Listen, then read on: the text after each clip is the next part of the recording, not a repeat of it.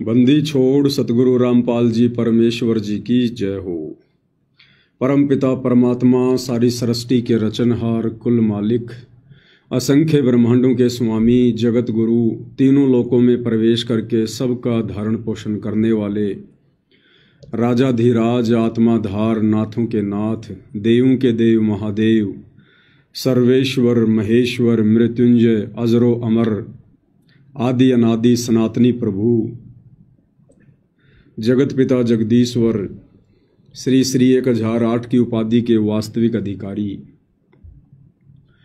अकाल मूर्त शब्द स्वरूपी राम वासुदेव सर्वगतम ब्रह्म परम पूज्य प्रथम पूज्य परम संत परम पुरुष परम धनी परम दयालु सत्य कबीर हक्का कबीर अल्लाहु कबीर अल्लाहु अकबर बाखबर अल्लाह ताला जगत के तारणहार जगत के मुक्तिदाता जगत के जगन्नाथ हारे के सहारे हिंदुओं के राम मुसलमानों के अल्लाह सिखों के वाहिगुरु ईसाइयों के मसीह दया के सागर दयानिधि करुणा के सागर करुणानिधि स्वयंभू परिभू संकट मोचन कष्ट हरण मंगल करण दुख भंजन अविगत कबीर निर्विकार निर्विषम परमात्मा अलय अलेख सतगुरु आदि अनादि सतगुरु असली मर्यादा पुरुषोत्तम असली राम असली कृष्ण असली घनश्याम असली मुरारी राजाओं के राजा महाराजाओं के महाराजा शहंशाहों के शहंशाह सम्राटों के सम्राट भगवानों के भगवान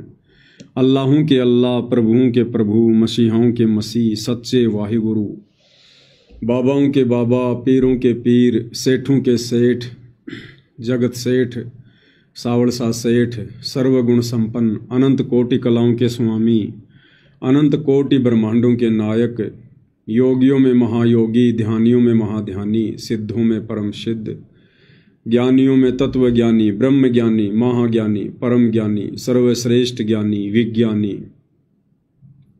युवा कबीर समृद्ध कबीर असमवात अमित ओजा सच्चे रहनुमा करीम अल्लाह सुभान अल्लाह दुनिया के अंतिम पैगंबर 8 सितंबर 1951 से गांव धनाना जिला सोनीपत हरियाणा भारतवर्ष की पवित्र भूमि पर प्रकट रियल कल्कि भगवान श्री नारायण साकार हरि श्री बाबा साहिब नूर अनंत परमात्मा सच्चे दरवेश सच्चे बाखबर संत श्रोमणी सतगुरु रामपाल जी परमेश्वर जी के चरण कमल में साध संगति से जुड़े हुए आप और हम सभी सत्सेवक भाई बहनों का अनंत कोटि दंडवत प्रणाम। सत्साई भाई और बहनों, बहुत बड़ी दया बहुत बड़ी मेहर पूज्य गुरुदेव भगवान की परमेश्वर रामपाल जी की, जिनके शुभ आशीर्वाद से विशेष आशीर्वाद से आप और हम सभी साध संगति से जुड़े हुए सत्सेवक भाई बहन हर प्रकार से मर्यादाओं में रहते हुए संघर्ष करते हुए एक साधारण सा जीवन जीते हुए मोक्ष प्राप्ति के लिए सत भक्ति मार्ग पर गुरुदेव के अमर तत्व ज्ञान को आधार बनाकर निरंतर आगे की ओर बढ़ रहे हैं। परमपिता परमेश्वर पूज्य गुरुदेव भगवान सतगुरु रामपाल जी के विशेष आशीर्वाद के बिना भाई और बहनों इस कलयुग की पिछली पीढ़ी में इस शास्त्र अनुकूल सत भक्ति पर एक कदम भी मर्यादाओं के साथ आगे नहीं बढ़ा जा सकता। यदि गुरुदेव भगवान की विशेष रजा हम आत्माओं पर ना हो तो, अन्यथा आप जी देख ही रहे हो आए दिन सोशल मीडिया पर खुद सतगुरु रामपाल जी के वो 90% फॉलोवर जो वर्तमान में सतलोक आश्रमों से जुड़े हुए हैं, देखा देखी की भक्ति कर रहे हैं, भेड़ चाल में चल रहे हैं, उनका कोई स्टैंड नहीं है, कोई उनकी मर्यादा नहीं है, एक भी ऐसा गुरु वचन नहीं उन्होंने जिसकी धज्जियां ना उड़ाई हों। और साध संगति के माध्यम से हजारों की संख्या में वीडियो बनाए जा चुके हैं, उन भाई बहनों तक मैसेज भी पहुंच रहे हैं, वो देख भी रहे हैं समझ भी रहे हैं, उसके बावजूद भी वो सत्य का साथ देने से घबरा रहे हैं और ना ही खुद सत्य रास्ते पर चल पा रहे हैं। तो भाई और बहनों, भले ही वो आत्माएं सतगुरु की शरण में आ गई, उनके कोई पूर्वले भाग थे, लेकिन उनके संस्कार अभी कमज़ोर हैं। जो वो आत्माएं सत्य पर नहीं चल पा रही हैं, भीड़ का हिस्सा बनी हुई हैं। और दूसरी तरफ साध संगति से जुड़े हुए भाई बहन हैं, किस कदर वर्तमान समय में भक्ति मार्ग पर अपनी मर्यादा बचाने के लिए फूंक फूंक के कदम रख रहे हैं, फूंक फूंक के। इतना भय, इतना डर उन्हीं आत्माओं को होता है जिन आत्माओं को ज्ञान समझ में आ जाता है, क्योंकि भय बिना भक्ति नहीं होती। और भय उत्पन्न होता है सतगुरु के ज्ञान से, तत्व ज्ञान से। और ये ज्ञान, तत्व ज्ञान उन्हीं आत्माओं के हृदय में समाता है जो सतगुरु प्रेमी आत्माएं होती हैं, जो मोक्ष की अधिकारी आत्माएं होती हैं। आजकल आप जी देख रहे हैं सोशल मीडिया पर देश दुनिया में किस कदर काल और प्रकृति अपना कहर ढा रहे हैं, किस कदर तांडव मचा हुआ है। ये विनाश की शुरुआत धीरे धीरे हो रही है। कुछ ही दिन पहले आपने पंजाब में देखा, पंजाब के अंदर क्या हालात हुए। अभी भी वहां लोगों का जीवन सामान्य स्थिति में आने में महीनों लगेगा, महीनों। जिंदगी भर की जोड़ी जुड़ाई संपत्ति, पशुधन, घर, मकान, गाड़ी, घोड़े, अनाज, सब कुछ उनका तबाह हो गया। जो लोग अरस पर बैठे हुए थे, कुछ ही क्षण में वो लोग फर्श पर आ गए। इसके अलावा नेपाल में आप जी ने देखा, रातों रात सरकार का तख्ता पलट हो गया, रातों रात। तो भाई और बहनों, ये उस विनाशकारी समय की शुरुआत है और ये धीरे धीरे अपनी गति को पकड़ेगी। और ये होना ही होना है भाई और बहनों, क्योंकि सारी सृष्टि के मालिक ने, कबीर देव भगवान ने, सतगुरु रामपाल जी ने जब युग परिवर्तन का समय निर्धारित कर दिया सन 2028 से, तो ज़्यादा समय तो बचा ही नहीं है, 3-3.5 वर्ष हैं। और इस युग परिवर्तन में विश्व की ज़्यादातर वो आत्माएं जो नास्तिक हैं, जो भक्ति के योग्य नहीं हैं, जो भक्ति करने वाले भक्तों के मार्ग में बाधक हैं, जिनके पाप कर्म ज्यादा हैं, उन सभी आत्माओं का खात्मा होगा। और तभी ये देश और दुनिया आने वाले समय में सतगुरु रामपाल जी को कल की भगवान के रूप में जानेगी, पहचानेगी। अन्यथा भाई और बहनों, मानव तन में आए हुए कबीर भगवान सतगुरु रामपाल जी को, जो कि एक सामान्य संत की भांति, एक सामान्य व्यक्ति की भांति दिखाई दे रहे हैं, अगर ये सब कुछ नहीं हुआ तो उन्हें कोई भी परमात्मा मानने वाला नहीं है। और परमात्मा जिस कार्य के लिए आते हैं, समय आने पर परमात्मा उसको सत्य भी साबित करके दिखाते हैं। तो अंत में दुनिया को मानना पड़ेगा, नाक रगड़नी पड़ेगी, अपनी जान की भीख मांगनी पड़ेगी। और परमेश्वर रामपाल जी की शरण के अलावा दूसरा बचाव का कोई भी रास्ता इंसानों को धरती पर दिखाई नहीं देगा। उसके लिए यह तांडव मचना बहुत जरूरी है, लाजमी है। इस तांडव के बीच में हम भक्तों ने शिक्षा लेनी चाहिए, हम भक्तों ने विचार करना चाहिए। हम भी इसी दुनिया में रह रहे हैं, इसी समाज का हिस्सा हैं। और जब पड़ोस में आग लगती है, आप चाहे कितने सतगुरु की शरण में हैं, भयभीत आप भी होंगे, डर आपको भी सताएगा। इसलिए आने वाले समय में जो तांडव मचेगा, भगत भी उससे अछूते नहीं रहेंगे। लेकिन जो मर्यादित आत्माएं होंगी, मर्यादित यानी जिस प्रकार से वर्तमान में साध संगति से जुड़कर सत्सेवक भाई बहन जो भक्ति कर रहे हैं, सावधानी बरतकर, ज्ञान को आधार बनाकर, गुरु को भगवान मानकर यदि हम इसी प्रकार से चलते रहे तो परमेश्वर हम आत्माओं का बाल भी बांका नहीं होने देंगे, बाल भी बांका।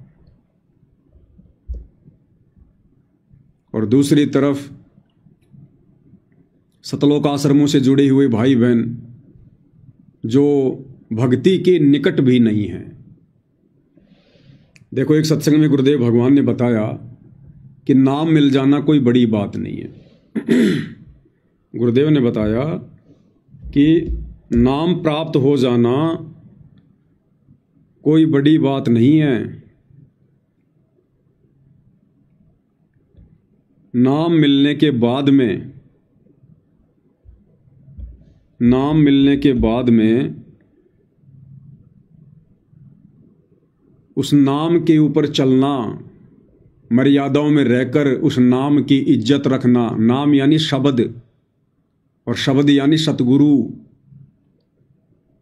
अपने सतगुरु की इज्जत रखना, उस शब्द को मर्यादा में रह के सुमरण करना, जाप करना, ये सबसे बड़ी बात है। नाम तो किसी को भी मिल जाएगा, कोई बड़ी बात नहीं है।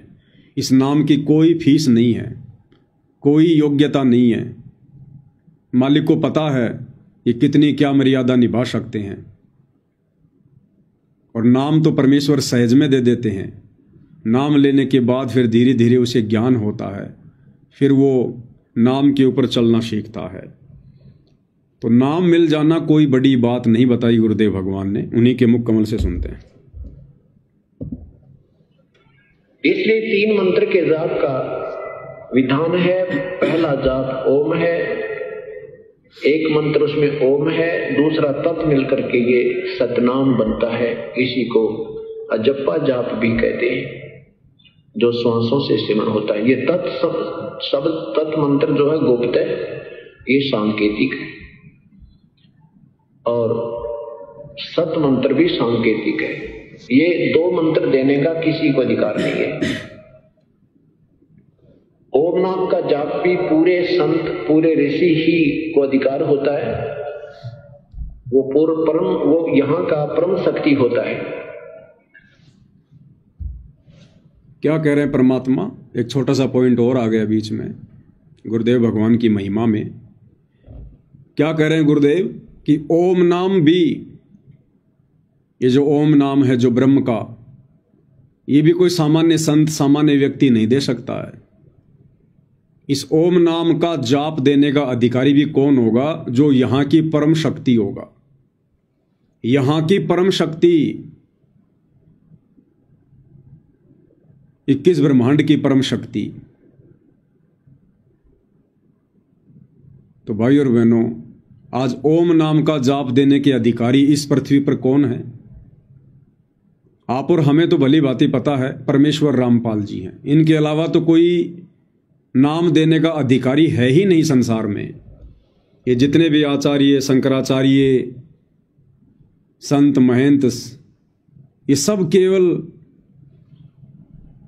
अपने जीवन को नरक के रास्ते पर लेके जा रहे हैं और अपने फॉलोअर के जीवन को नरक के रास्ते पर लेके जा रहे हैं। इन्हें अधिकार है ही नहीं किसी को दीक्षा देने का। ओम नाम की दीक्षा देने का अधिकारी भी वही है जो यहां की परम शक्ति हो। तो आज पूरे विश्व में ओम नाम देने के अधिकारी भी सतगुरु रामपाल जी हैं। तो यहां की परम शक्ति कौन हुई? सतगुरु रामपाल जी। अब आप कहोगे 21 ब्रह्मांड की परम शक्ति तो भाई काल है, ब्रह्म है, फिर सतगुरु रामपाल जी कैसे? ये ओम नाम कोई ब्रह्म ने पैदा थोड़ी किया है कि भाई मेरा ओम नाम है, तुम इसका जाप करो। ये ओम नाम उसको दिया किसने? असल में ओमकार कौन है? सबसे बड़ा ओम कौन है? ओमकार कौन है? आप और हम सभी भगत भाई बहन दोपहर के समय परमेश्वर की असुर निकंदन रमेणी करते हैं। और रमेणी में मंगलाचरण के बाद में सबसे पहली लाइन क्या आती है? सत्य पुरुष समरथ ओंकारा।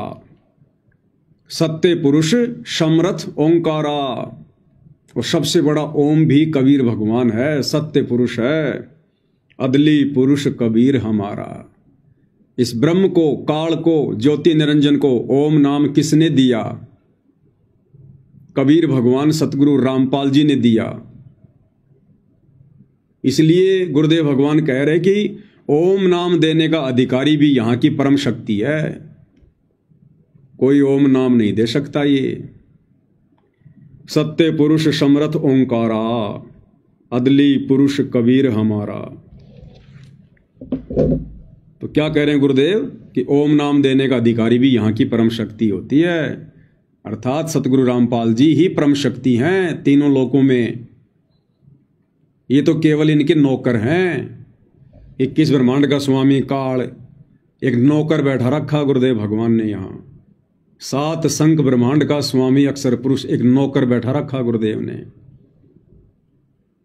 इसी असुर निकंदन रमणी में गुरुदेव भगवान क्या कहते हैं? परमात्मा कहते हैं कि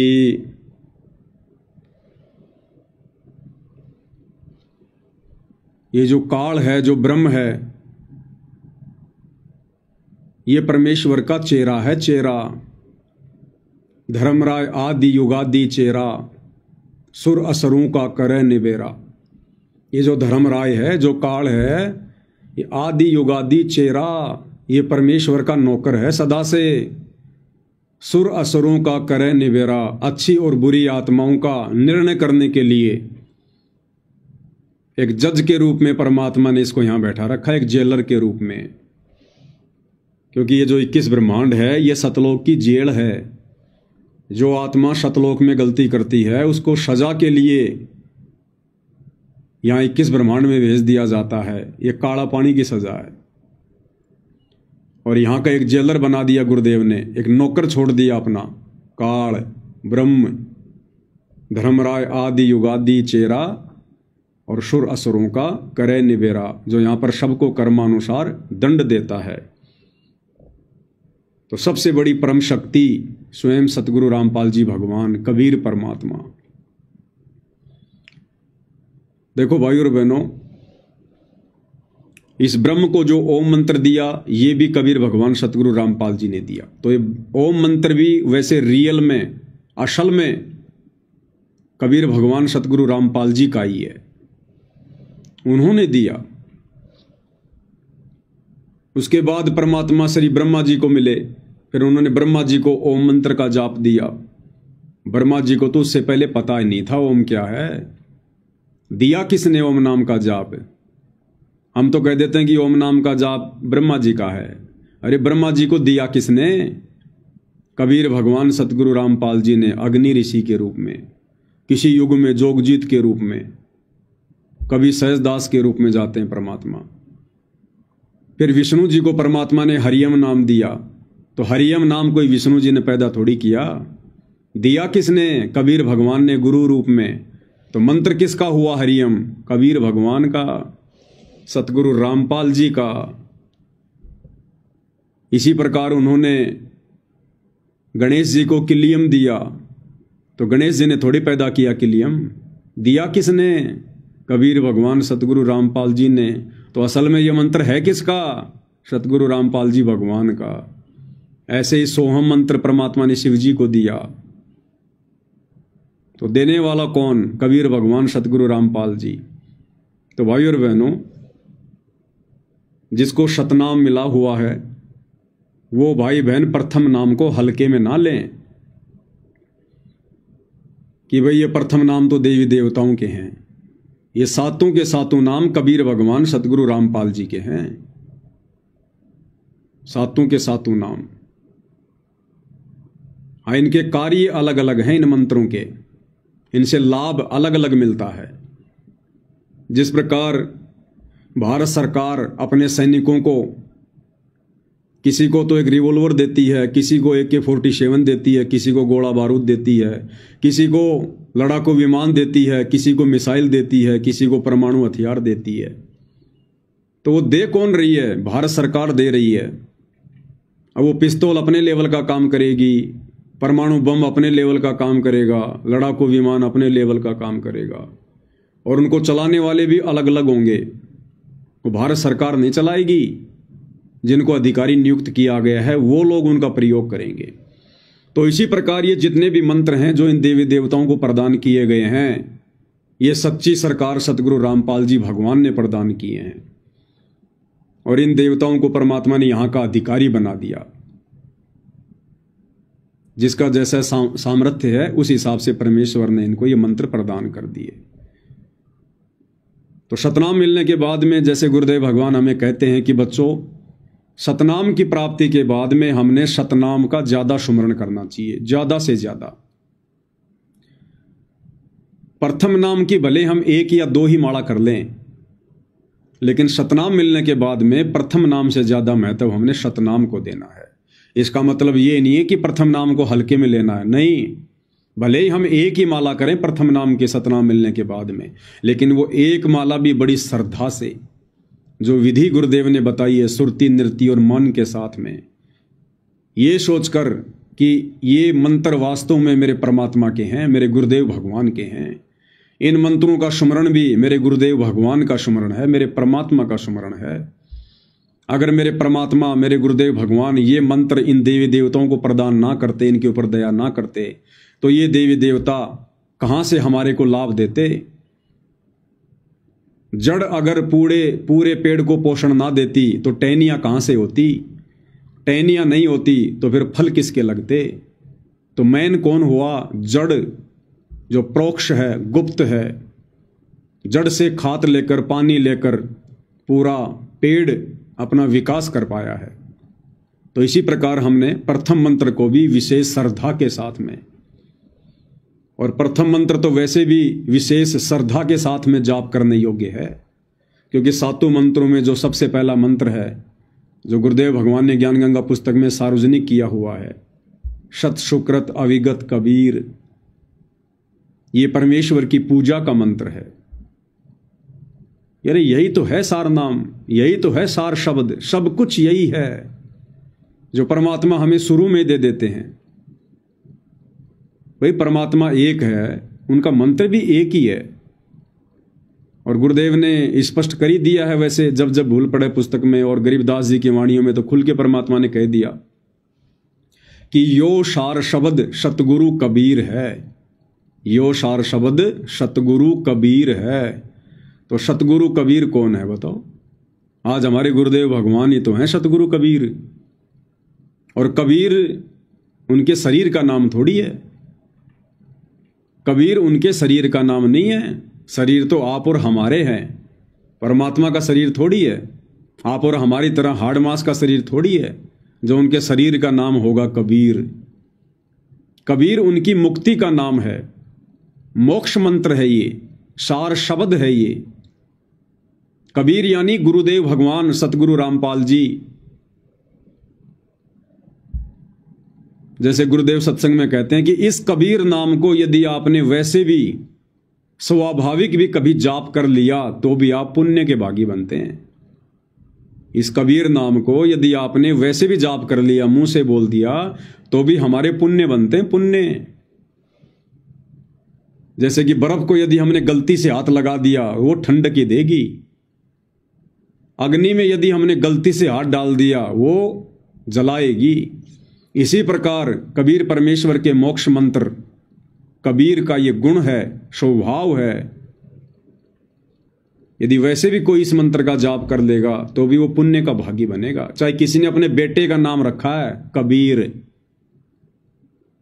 भले वो उसको अपने बेटे के रूप में पुकार रहा है, ए कबीर, कहाँ रे कबीर, कबीर कहाँ गया, तो भी उस नाम का जाप करने से वो पुण्य का भागी बन रहा है, अनजाने में भी। इसीलिए भगवान ने अपना वैदिक नाम रखा कबीर देव। कि ये नालायक वैसे तो मुझे परमात्मा नहीं मानेंगे, लेकिन मेरी कहीं चर्चा करेंगे और कहेंगे कि हमारे गुरुजी का नाम है कबीर। अरे तुम्हारे गुरुजी का क्या नाम है? कबीर। तो बार बार इस कबीर का नाम लेने से भी ये पुण्य के भागी बनेंगे, पुण्य के भागी। इसलिए सत्य पुरुष ने, परम अक्षर ब्रह्म ने अपना वैदिक नाम रखा कबीर। तो प्रथम मंत्र में सबसे पहला जो नाम है यही तो परमेश्वर की मुक्ति का नाम है, मोक्ष मंत्र है ये। ज्ञान गंगा पुस्तक में परमात्मा ने साफ साफ लिखा हुआ है कि सत सुकृत अविगत कबीर ये परमात्मा की पूजा का मंत्र है। पूजा, ये पूजा है परमात्मा की। तो प्रथम नाम को हमने हल्के में नहीं लेना चाहिए, विशेष श्रद्धा के साथ में हम भगत भाई बहनों ने अपने गुरुदेव की आदेश की पालना करते हुए इसको सुमरण करना चाहिए। और शतनाम मिलने के बाद में फिर हमने शतनाम को ज़्यादा महत्व देना है। ज़्यादा महत्व देने का मतलब सुमरण ज़्यादा करना है। इंपॉर्टेंस तो दोनों की बराबर है, लेकिन फिर हमने सुमरण ज़्यादा शतनाम का करना है, क्योंकि सतनाम के जाप से फिर हमारे कुछ विशेष जो पाप कर्म है वो कटने शुरू हो जाते हैं। तो परमात्मा यहाँ क्या कह रहे हैं कि ये ओम मंत्र देने का अधिकारी भी यहाँ की परम शक्ति है, परम शक्ति। तो देख लो आज वर्तमान में ओम नाम का जाप कौन दे रहा है, तो हमारे गुरुदेव भगवान कौन हुए। भाई और बहनों, प्रमाण ही प्रमाण हैं, सबूत ही सबूत हैं, लेकिन हैं सारे संकेतों में, हैं सारे संकेतों में। इसलिए गुरुदेव भगवान कहते हैं सब सुमरे अपने अनुमाना तो गति लखी न जाए, और कहे कबीर कृपया कर जन पर ज्यों की त्यों समझाए। अपने अपने हिसाब से ज्ञानी बनेंगे तो कुछ नहीं समझ पाएंगे। जिस पर गुरुदेव भगवान रजा करेंगे वही आत्मा समझ सकती है, समझा सकती है। तो क्या कह रहे हैं गुरुदेव, ओम नाम का जाप देने का अधिकारी कौन है? पूरे ऋषि ही को अधिकार होता है।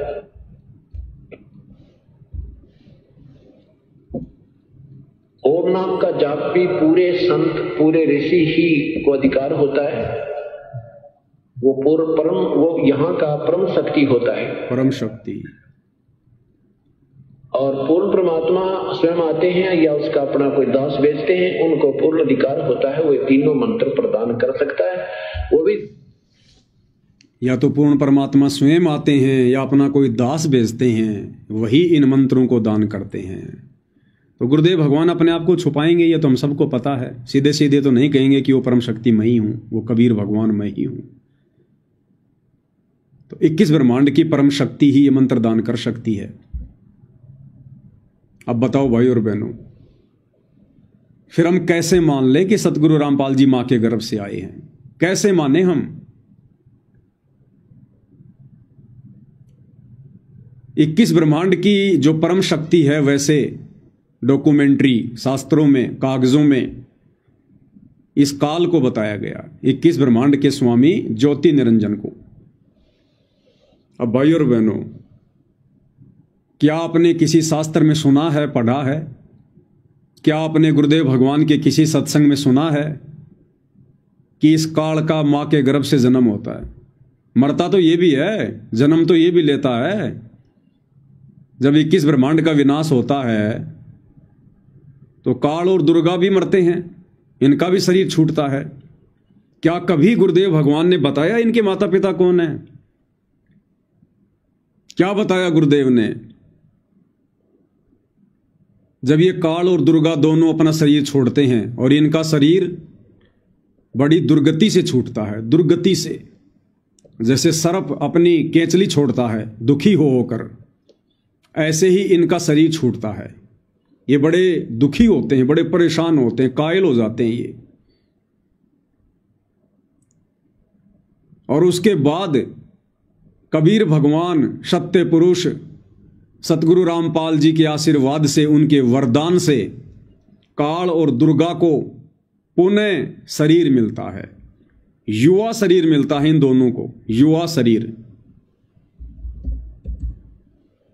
इन दोनों को युवा शरीर मिलता है। ये किसी मां के गर्भ से जन्म लेकर पैदा नहीं होते काल और दुर्गा। क्या कह रहे हैं गुरुदेव भगवान, थोड़ा सुन लेते हैं एक बार। ब्रह्मा जी के 50 वर्ष पूरे हो चुके हैं, 51वां चल रहा है, वो 51 भी पूरे, शेष 49 भी पूरे होंगे और ब्रह्मा जी की मृत्यु होगी। फिर 7 ब्रह्मा की मृत्यु के बाद एक विष्णु की मृत्यु, 7 विष्णु की मृत्यु के बाद एक शिव की मृत्यु। ऐसे 70,000 बार ये इनकी जन्म मृत्यु एक होलेगी, किसकी? शिव की। तो उसमें 49,000 बार तो विष्णु मर चुका होगा, और 49 को 7 से गुणा कर लो, 3 अरब कुछ 63 बार जो है ये ब्रह्मा मर चुका होगा। तब एक ब्रह्मांड नष्ट होगा और ब्रह्मलोक में रहने वाला ये काल मरेगा, ये इसकी मृत्यु होगी। फिर ये दूसरे लोक में, दूसरे ब्रह्मांड में चले ले जाएगा सारी सृष्टि प्राणियों को, और वहां कर्म परमात्मा की जो कर्म परमेश्वर ने इसके विषय में लिखा बनाया है सिस्टम, उसके आधार से ये फिर पुनर्जन्म होगा, इसका भी और दुर्गा का भी। पुनर्शरीर धारण करेंगे अपनी इच्छा से, जैसे शब्द शक्ति से। कैसे शब्द धारण करेंगे ये दोनों? परमात्मा ने एक वरदान दे रखा है इनको, ये पुनः अपनी इच्छा से शब्द शक्ति से शरीर धारण करते हैं दोनों। काल और दुर्गा बार बार मरते हैं, लेकिन किसी मां के गर्भ से जन्म लेकर उत्पन्न नहीं होते। अब सोचो भाई और बहनों, 21 ब्रह्मांड की परम शक्ति काल और दुर्गा, जब ये काल भी मां के गर्भ से जन्म लेकर पैदा नहीं होता, जन्म नहीं लेता, तो सतगुरु रामपाल जी भगवान जो इस काल के बंध से हमें छुड़वाएंगे, छुड़वाने के लिए आए हैं। अरे काल के बंध से कौन छुड़वा सकता है? जो काल से बड़ा होगा, जो काल से परम शक्ति होगी, काल से सर्वश्रेष्ठ जो शक्ति होगी, वही तो हमें काल के जाल से मुक्त करवाएगा। और जब ये काल ही मां के गर्भ से जन्म लेकर उत्पन्न नहीं होता, तो वो परम शक्ति सतगुरु रामपाल जी भगवान जो काल के सिर पर पैर रखवा कर हमें शतलोक लेकर जाएंगे, क्या वे सतगुरु रामपाल जी भगवान मां के गर्भ से जन्म लेकर आएंगे? ये कॉमन सेंस की बात है, कॉमन सेंस की बात है। इससे भी हमारा विश्वास दृढ़ होना चाहिए कि गुरुदेव भगवान भले अपने आप को छुपाकर कुछ भी कहें कि मेरा तो जन्म हुआ है, मेरा किसान परिवार में जन्म हुआ है, मेरी माता जी का नाम इंद्रो देवी है, मेरे पिताजी का नाम नंदराम है, वे चाहे कुछ भी कहें, जो मर्जी कहें, लेकिन आप और हमारे लिए क्या गाइडलाइन है? आप और हमारे लिए गाइडलाइन है कि गुरु मानुष कर जानते वो नर कहिए अंध, ओवें दुखी संसार में आगे काल के फंदे। आप और हमने गुरु को मानुष मानने की गलती नहीं करनी, क्योंकि जो मां से जन्म लेता है उसको मानुष कहते हैं। तो विचार करने की बात है, जब ये काल ही मां के गर्भ से जन्म नहीं लेता, ये दुर्गा ही मां के गर्भ से जन्म नहीं लेती, तो काल और दुर्गा से ऊपर जो परम शक्ति, जो इस ओम नाम के जाप को देने की अधिकारी है, इस ब्रह्मांड की परम शक्ति, क्या वो मां के गर्भ से जन्म लेकर आएगा? इसलिए जो भगत भाई बहन अपने गुरुजी के विषय में ऐसी घटिया सोच रखते हैं कि गुरुजी का जन्म हुआ है, वो भक्ति योग्य भगत नहीं है, वो भक्ति योग्य प्राणी नहीं है, मोक्ष के अधिकारी प्राणी नहीं है वो। तो परमेश्वर ने क्लियर किया है, बिल्कुल सत्संगों में सारे भेद छुपा रखे हैं गुरुदेव भगवान ने, कोई कमी नहीं छोड़ रखी मालिक ने। तो क्या कह रहे हैं परमात्मा? पूरे संत, पूरे ऋषि ही को अधिकार होता है, वो पूर्व परम, वो यहाँ का परम शक्ति होता है, परम शक्ति। और पूर्ण परमात्मा स्वयं आते हैं या उसका अपना कोई दास भेजते हैं, उनको पूर्ण अधिकार होता है, वो तीनों मंत्र प्रदान कर सकता है, वो भी जिसको आदेश प्रभु का हो। अन्य के द्वारा ये 3 मंत्र भी अगर कोई प्राप्त करता है तो भी वो पार नहीं हो सकता। इन तीनों मंत्रों के प्राप्त होने के उपरांत भी अगर कोई आप मर्यादा भंग कर दोगे, नियम में नहीं रहोगे, तो भी आप फेल हो जाओगे। ऐसा तीनों मंत्र प्राप्त करने के बाद भी यदि आप कोई नियम भंग कर दोगे, मर्यादा तोड़ दोगे, आपकी श्रद्धा में कोई कमी रही, यदि आपने गुरु को मानुष माना, गुरु के अलावा किसी और में परमात्मा देखा, तो भी हम यहीं रह जाएंगे। और आगे फिर गुरु जी क्या कह रहे हैं? परमेश्वर कह रहे हैं कि नाम मिल जाना कोई बड़ी बात नहीं है, पर अपॉइंटमेंट होगी तो फिर वो डिसमिस ना होगा। तो ये अनजानपने हम कर करके अभी फेल होते रहे। हमने अंतिम श्वास तक मर्यादा में रहते हुए अपनी मजदूरी करनी है, तभी हमें ये मजदूरी का प्रतिफल मिलेगा, नहीं तो अब्सेंट लग जाएंगी और तनख्वाह मिलेगी उस दिन बहुत कम पैसे मिलेंगे। इसलिए हमें सावधानी बहुत रखनी पड़ेगी। नाम ले लेना कोई बड़ी बात नहीं। क्या कह रहे हैं गुरुदेव? नाम ले लेना कोई बड़ी बात नहीं। ध्यान से सुन लो, बहुत रखनी पड़ेगी। नाम ले लेना कोई बड़ी बात नहीं, क्योंकि आपके पुण्य बहुत अच्छे हैं जो परमात्मा ने स्वीकार किया। उपदेश मिल गया, उसके बाद मर्यादा बहुत जरूरी है, बहुत आवश्यक है। मर्यादा में नहीं रहे तो सारा काम फिर बिगड़ जाएगा। जैसे माता गर्भ को रखे यत्न बनावे,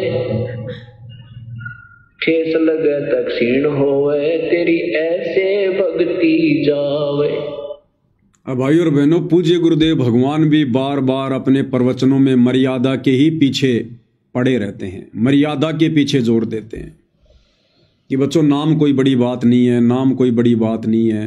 नाम लेकर यदि तुमने मर्यादा नहीं निभाई तो तुम्हारा बना बनाया खेल बिगड़ जाएगा। और दूसरी तरफ ये काल भी भाई और बहनों मर्यादा तुड़वाने के ही पीछे पड़े रहता है। इस काल को भी यही चिंता है, जिस प्रकार सतगुरु को चिंता है कि ये आत्माएं मर्यादा ना तोड़ दें, मर्यादा ना तोड़ दें, इसी प्रकार काल को भी यही चिंता है कि ये आत्माएं मर्यादा में रह के भक्ति ना कर लें, मर्यादा में रह के भक्ति ना कर लें।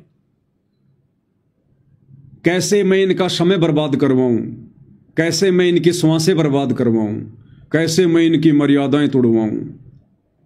काल इसी बात के पीछे लगा रहता है और यही हम भगत भाई बहनों ने सावधानी बरतनी पड़ेगी वर्तमान में। तो दास कह रहा था कि सतलोक आश्रमों से जुड़े हुए भाई बहन ये भक्ति के निकट भी नहीं है।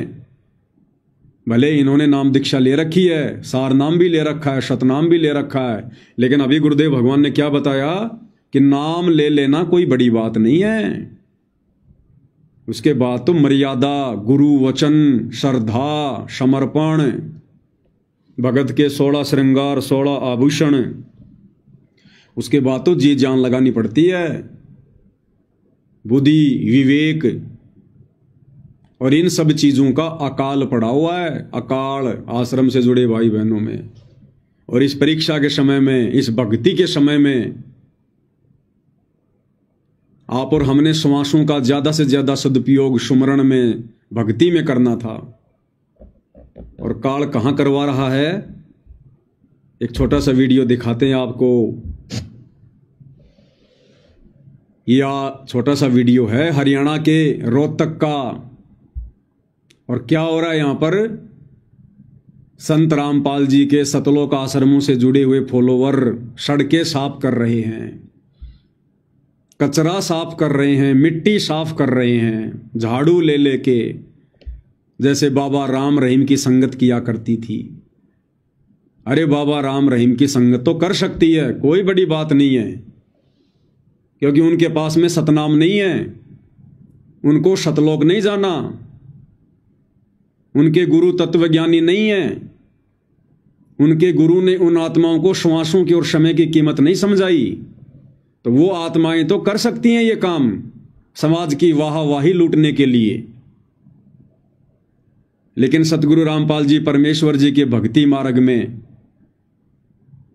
ये फालतू के कार्य करना ये भक्ति नियमों के विरुद्ध है। परमेश्वर सतलोक से चलकर हमारे से रोड़े साफ करवाने के लिए नहीं आए। देखिएगा किस प्रकार से अपनी अज्ञानता का प्रमाण दे रहे हैं, मूर्खता का प्रमाण दे रहे हैं। सतगुरुदेव जी की जय। परमात्मा की कृपा से आज रोहतक के जीन चौक पर संत रामपाल जी महाराज जी के अनुयायियों के द्वारा सफाई अभियान चलाया जा रहा है, जिसमें बड़ी तादाद में माताएं बहनें भी हैं और भगत भी आए हुए हैं और बहुत जोरों शोरों से सफाई अभियान चलाया जा रहा है ताकि लोगों में भी सफाई को लेकर, स्वच्छता को लेकर और समाज सेवा को लेकर एक जागरूकता फैल सके। तो संत रामपाल जी महाराज के अनुयायी जहां भी समाज सेवा का अवसर होता है सबसे अग्रणी रहते हैं और समाज सेवा करके समाज के प्रति अपनी जिम्मेदारी भी निभाते हैं।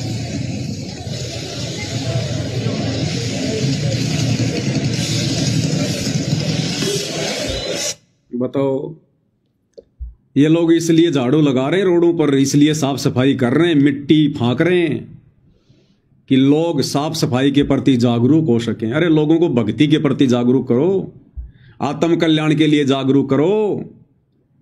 ये मिट्टी तो एक दिन बाद में फिर रोड पर जमा हो जाएगी, ये कोई परमानेंट सफाई नहीं हो रही। ये तो 2-4 घंटे के बाद में, 1-2 दिन के बाद में ये मिट्टी तो फिर से रोड पे आ जाएगी, फिर जाओगे तुम सफाई करने। यही काम करते रहोगे तुम सारी जिंदगी, अपना ये अनमोल समय और श्वास से ये धूल फांकने में बर्बाद करोगे क्या? अरे ये काम सरकार के हैं, नगर पालिका के हैं, नगर निगम के हैं। सरकार जनता से टैक्स लेती है सफाई के लिए, रोडें बनाने के लिए, बिजली के लिए, और ये कार्य ये मंदबुद्धि लोग कर रहे हैं। अगर तुम इतने ही जागरूक हो सफाई के प्रति तो रोजाना जाके झाड़ू लगाओ ना। ले लो सारे सरकार का ठेका, तुम्हें ले लो झाड़ू का, पूरे शहर का ठेका तुम्हें ले लो साफ सफाई करने का, क्योंकि भक्ति तो तुम्हारे को करनी नहीं है, बकवास तुम्हारे को अच्छी लगती है। तो काल भाई और बहनों, देखो इन आत्माओं से कहां समय का दुरुपयोग करवा रहा है, ये सफाई करवा के क्या मिलेगा इनको? सफाई करके शहर में रोजाना सफाई होती है, गाड़ियां आती हैं सरकार की कचरा उठाने के लिए, और एक दिन की सफाई से क्या भला हो जाएगा? लेकिन इनका कितना बड़ा नुकसान हो गया। उस शहर का तो भला हो ना हो, लेकिन इन आत्माओं का कितना बड़ा नुकसान हो गया। एक एक श्वास की कीमत है, एक एक श्वास की कीमत है। इसलिए भाई और बहनों, दास बार बार कहता है कि ये लोग भक्ति के निकट भी नहीं है, भक्ति के निकट भी। अभी ये लोग मान बढ़ाई में फंसे हुए हैं, अहंकार में फंसे हुए हैं, पब्लिसिटी में फंसे हुए हैं, मर्यादा इन सब की टूटी हुई है, बुद्धि पे इनके काल बैठा है, ढंग का काम कोई करने नहीं देगा। और देख लो इस अनमोल समय का किस प्रकार से काल दुरुपयोग करवा रहा है। इसके अलावा एक छोटा सा वीडियो और दिखाते हैं आपको। हरियाणा के कुछ जिलों में बाढ़ आई हुई है, 2-3 गांव बताए, उनमें एक ये गुराना है, एक डुराना गांव है, इसमें भी बाढ़ का पानी आया हुआ है।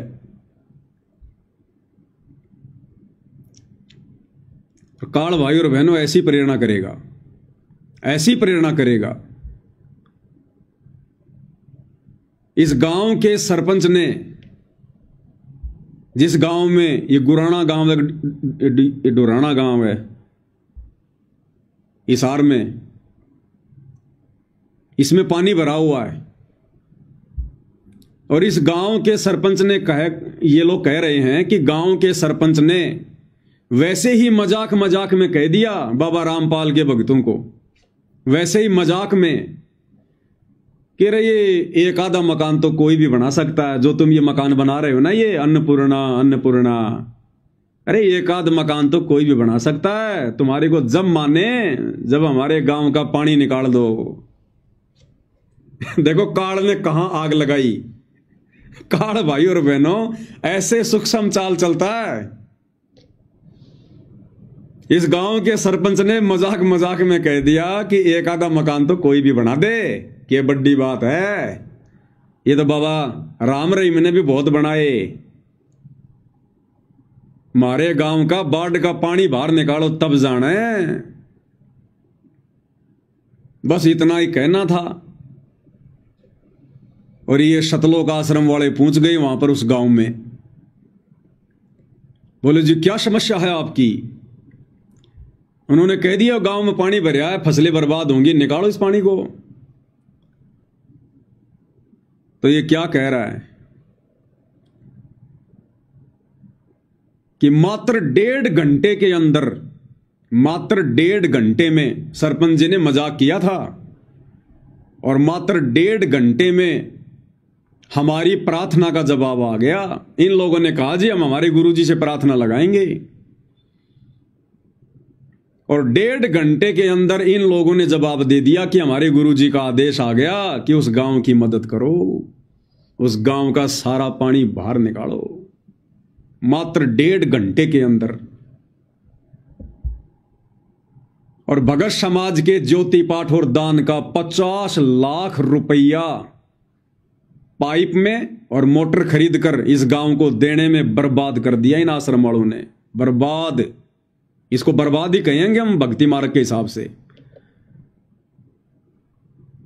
इस गांव के हिसाब से तो बहुत बढ़िया काम हो गया, परंतु भक्ति मार्ग के हिसाब से अगर देखा जाए तो जो पैसा बेचारे भक्तों ने अपनी आत्मा के कल्याण के लिए, अपने यज्ञ संपूर्ण करवाने के लिए ज्योति के नाम पर दिया था, पाठ के नाम पर दिया था, तो ज्योति के पैसे की ज्योत जलनी चाहिए, पाठ के पैसे का पाठ होना चाहिए। और यहां वो भक्तों का पैसा कहां बर्बाद कर दिया इन्होंने? इस गांव के लिए 50 लाख रुपए की मोटर और पाइप खरीद कर देने के लिए। क्या कह रहे हैं भाई साहब, सुनिएगा कि हम लोगों ने तो मजाक मजाक में कहा था और इन्होंने तो 1.5 घंटे में बोले जी यो काम हम कराएंगे, अब सारा का सारा तुम्हारा। क्या कह रहा है साहब ने एक हंसी मजाक के तरीके से ये बात कही होगी शायद। ये कह रहा, ये सरपंच प्रतिनिधि है वहां का, और ये कह रहा कि सरपंच साहब ने एक हंसी मजाक के हिसाब से बात कही थी और इन्होंने तो सीरियस ले लिया उस बात को। साहब ने एक हंसी मजाक के तरीके से ये बात कही होगी शायद कि भाई एक मकान तो कोई भी बना दे, मेरा तो गांव बाढ़ से पीड़ित है, आप गांव का पानी उतारो। तो फिर कमेटी ने कहा सरपंच साहब हम जरूर आपकी जो ये प्रार्थना है ये संत रामपाल जी महाराज को पुकार रहे हैं। तो 1.5 घंटे में ही रिस्पॉन्स आ गया और टीम ने वापस पूरे गांव में कहा कि भाई हम आपको आपकी डिमांड बताओ क्या है। पूरी ग्राम पंचायत ने कल ये डिमांड दी और आज 24 घंटे के अंदर इतना जल्दी तो मतलब प्रशासन ने मारा है, पिछले 6-7 दिन हो गए प्रशासन ने लगे हुए, इतनी जल्दी तो प्रशासन ने भी मदद नहीं पहुंचाई जितनी जल्दी संत रामपाल महाराज जी ने जो गांव की मदद करने का। देखा भाई और बहनों, काल ऐसे सूक्ष्म चाल चलता है, भक्तों का पैसा भी बाढ़ में लगवा दिया, भक्तों का समय भी बर्बाद करवा दिया। कह रहा कि 1.5 घंटे में हमारी प्रार्थना का जवाब आ गया। 1.5 घंटे में, हमने तो खाली मजाक मजाक में कहा था। और ये होते हैं आदेश जो हमें सुनाया जाता ना कि गुरुजी का आदेश आ गया, गुरुजी का आदेश आ गया। ऐसे आदेश आते हैं गुरुजी के, गुरुजी की तरफ से कोई आदेश नहीं आता, ये जबरदस्ती के आदेश लिए जाते हैं गुरुजी से। अरे गांव वाले तो पता नहीं क्या डिमांड करेंगे, गांव वाले तो पता नहीं क्या क्या मजाक करेंगे। हम भगत मूर्ख हैं क्या जो हर किसी की बात को उठाकर अपने गुरुजी के चरणों में रख देंगे? गांव वाले तो कल को कहेंगे हमारे गांव में शराब का ठेका नहीं है, एक मकान तो कोई भी बनवा दे, एक शराब का ठेका बनवा के दिखाओ। तो क्या ये प्रार्थना तुम गुरुजी के चरणों में लगाओगे क्या? अरे ये गांव का पानी निकालना है कि नहीं निकालना, ये प्रशासन का काम है, सरकार का काम है। टैक्स लेती है गवर्नमेंट। इस गांव ने वोट दिए, एमएलए बनाए, मंत्री बनाए, प्रधानमंत्री बनाए हैं, ये प्रशासन का काम था। और इनके कर्म, इस गांव वालों के कर्म, इनका पानी निकलता या नहीं निकलता, हम भक्तों ने कोई ठेकेदारी ले रखी है भाई? अरे आने वाले समय में तो ये कर्म की मार नगर नगर पे पड़ेगी, गांव गांव पे पड़ेगी, पूरे विश्व पे पड़ेगी। तुम किस किस का पानी निकालोगे भाई? तुम किस किस की मोटर लगाओगे, किस किस का पानी लगाओगे, ये कर्म की मार तो पूरे विश्व पे पड़ेगी भाई। और तुम आगे से आगे बढ़कर इनकी मदद कर रहे हो, ये क्यों भक्ति करेंगे भाई? अरे इनके ऊपर तुम आपत्ति तो आने नहीं दे रहे, और जब आपत्ति नहीं होगी, परेशानी नहीं होगी, तो भक्ति कौन करेगा, कौन नाम लेगा? तो ये भाई और बहनों जबरदस्ती काल फंसा रहा है। इन कुपात्रों को जो पैसा दिया है भगत समाज ने ज्योति और पाठ का इस परीक्षा के समय में, उसका दुरुपयोग करवा रहा है काल। तो ऐसे होते हैं इनके आदेश आश्रम वालों के, गुरु जी की तरफ से कोई आदेश नहीं आते।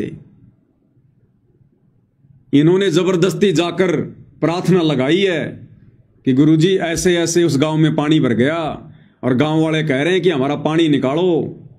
तो भैया परीक्षा का समय है, परीक्षा के समय में विद्यार्थी टीचर से कहेगा कि गुरुजी मैं भारत की राजधानी दक्षिण अफ्रीका लिख दूं क्या? तो गुरु कहेगा बेटा लिख दे, देरी मत कर। गुरु सच्ची नहीं बताएगा परीक्षा के समय में। विद्यार्थी जैसा चाहेगा वैसा ही जवाब देगा गुरु। तो ये हैं इनके आदेश, जिन आदेशों पर आंख बंद करके ये नादान संगत चल रही है, अपना समय और क्षमा से बर्बाद कर रही है। और दूसरा विचारणीय विषय भाई और बहनों, दूसरा विचारणीय विषय अगर तुम्हारी आंखें खुल जाएं तो, बेचारा दुखी भगत समाज जब अपनी प्रार्थना लगाता है तो क्या कहा जाता है? भगत जी आपकी प्रार्थना का जवाब 3 दिन बाद आएगा, 2 दिन बाद आएगा, 24 घंटे बाद फोन करना, फलानी तारीख को फोन करना। जो बेचारा भगत समाज भक्ति कर रहा है, इन आश्रम वालों को बकवाद करने के लिए धन दे रहा है, उन बेचारे भक्तों की प्रार्थना का जवाब तो 3 दिन में, सप्ताह भर में। और ये गांव वाले निगुरे भक्तिहीन प्राणी, इनकी प्रार्थना का जवाब मात्र 1.5 घंटे में, इनकी प्रार्थना का जवाब केवल 1.5 घंटे में, और साथ में समाधान भी तुरंत समाधान। 50 लाख रुपए के पाइप और मोटर लेकर पहुंच गए तुरंत।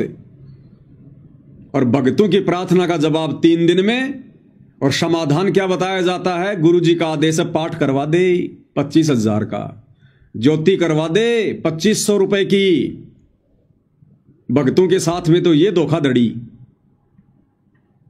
और ये जगत वाले भक्तिहीन प्राणी, जिनके पास भक्ति का टपका भी नहीं है,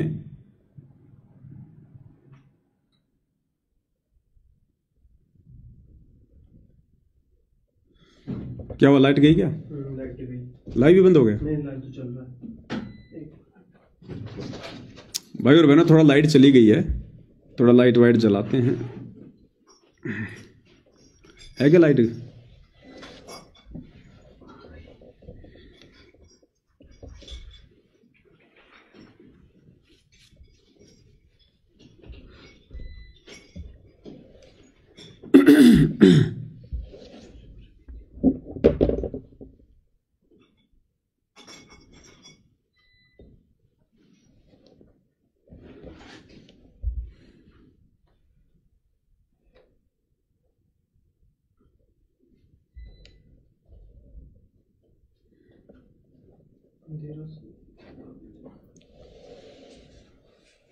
कोई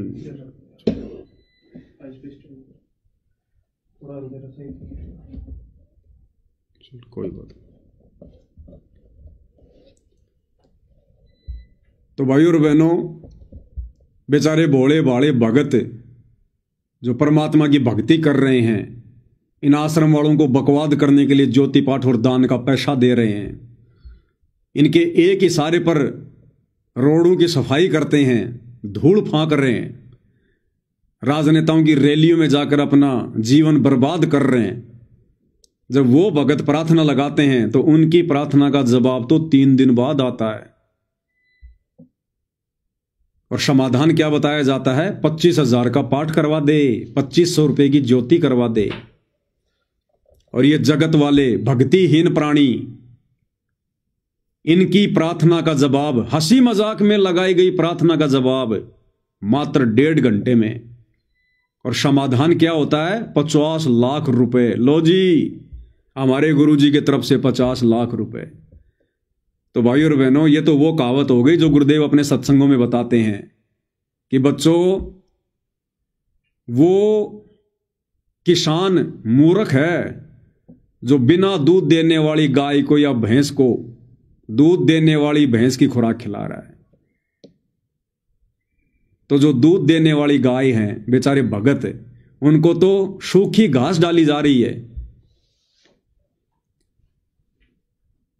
और जो बाखड़ी गाय हैं जो दूध नहीं देती, उनके ऊपर 50-50 लाख रुपए वारे जा रहे हैं। इसलिए भगवान कहते हैं, निरंजन धन तेरा दरबार, यहां तनिक ना न्याय विचार। निरंजन धन तेरा दरबार, यहां तनिक ना न्याय विचार। ये भगत समाज ने विचार करना पड़ेगा। ये हम भगतों के काम नहीं थे, ये प्रशासन का काम है। पानी निकालना, मोटर लगाना, हमने बैठ के चुपचाप अपनी भक्ति करनी है। लेकिन काल तो भाई और बहनों बकवाद करवाएगा, बकवाद। वो क्यों चाहेगा कि कोई भक्ति कर ले? काल क्यों चाहेगा कि कोई भक्ति कर ले, मर्यादा में रह ले? तो काल तो भाई और बहनों बकवाद करवाएगा, बकवाद। इसलिए दास कह रहा है कि ये लोग भक्ति के निकट भी नहीं है, भक्ति के निकट भी। ये क्या जवाब देंगे आने वाले समय में, जब इनका परमात्मा से आमना सामना होगा, जब इस परीक्षा का रिजल्ट आएगा, तब ये क्या मुंह लेके खड़ा होंगे अपने गुरुदेव भगवान के सामने। आज उनको मानुष मानकर जो बकवाद ये लोग कर रहे हैं, अरे ये कर्म की मार तो आने वाले समय में पूरी दुनिया पर पड़ेगी, और दुनिया वालों से ज्यादा ये कर्म की मार तुम बकवाद करने वाले भक्तों पर पड़ेगी। फिर देखेंगे तुम्हारा पानी कौन निकालेगा।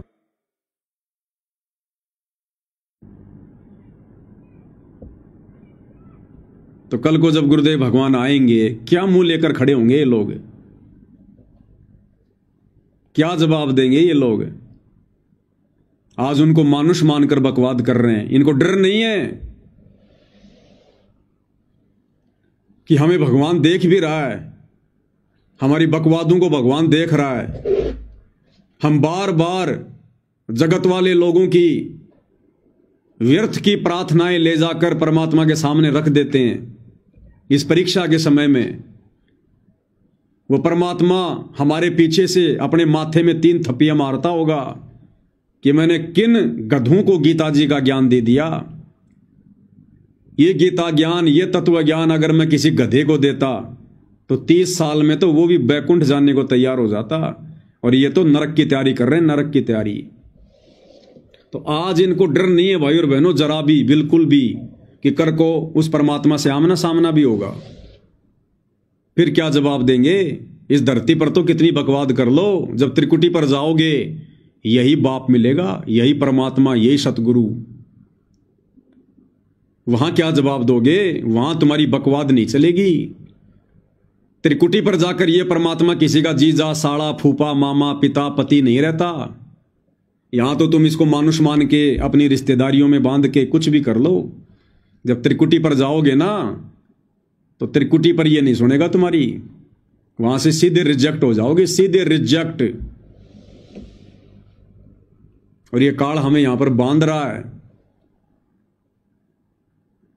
ये दोगला आचरण, भक्तों को 25,000 का पाठ और 3 दिन में प्रार्थना का जवाब, और जगत वालों की प्रार्थना का जवाब 1.5 घंटे में, और 50 लाख रुपए की मदद।